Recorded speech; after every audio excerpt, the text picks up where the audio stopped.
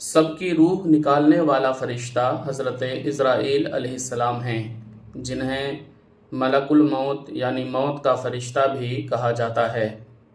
اللہ تعالیٰ نے حضرت عزرائیل علیہ السلام کو تمام انسانوں کی روح قبض کرنے کا حکم دیا ہے۔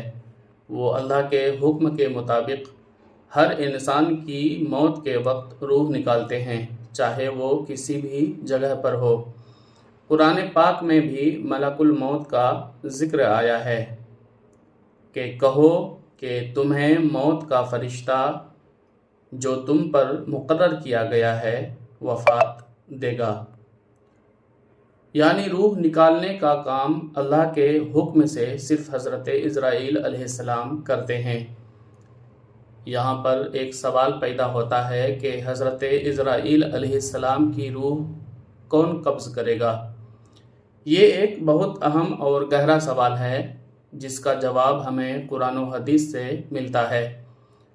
حضرت عزرائیل علیہ السلام کی روح بھی اللہ تعالیٰ کے حکم سے قبض کی جائے گی، کیونکہ ہر نفس کو موت کا ذائقہ چکھنا ہے، جیسا کہ قرآن میں فرمایا گیا، کلُّ نفس ذائقۃ الموت، ہر نفس کو موت کا مزہ چکھنا ہے۔ علماء کرام کی تشریحات کے مطابق جب قیامت سے پہلے ساری مخلوق ختم کر دی جائے گی تو سب سے آخر میں حضرت عزرائیل علیہ السلام کی روح قبض کی جائے گی۔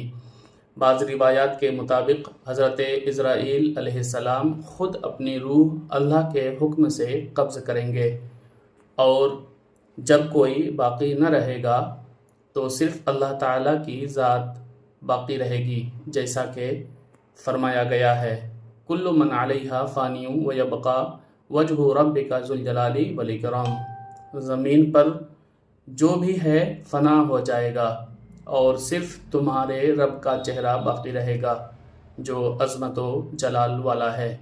یعنی آخر کار حضرت عزرائیل علیہ السلام کی روح بھی اللہ تعالیٰ ہی قبض کرے گا، اور وہی باقی رہنے والی ذات ہے۔